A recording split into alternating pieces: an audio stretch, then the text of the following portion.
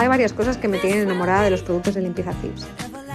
Lo muchísimo que cunden, lo concentrados que son, lo bien que huelen y lo bien que funcionan.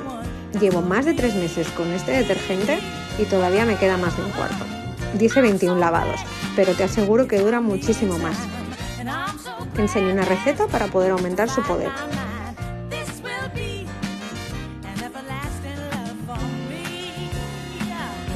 Hasta ahora usaba un cuarto de tapón para una lavadora normal y sencilla.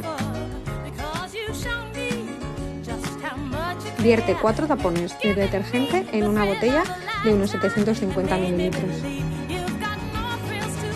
Ya puedes ver que es súper espeso y de ahí su poder concentrado. Ahora vierte 2 tapones del multiusos, del que tanto te he hablado y que me encanta.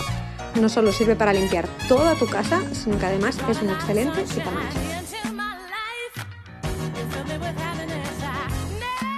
Opcionalmente puedes usar aceites esenciales para aprovechar su poder. No dejará olor en la ropa. Para eso necesitas crear un suavizante sin tóxicos, que yo te lo enseñaré.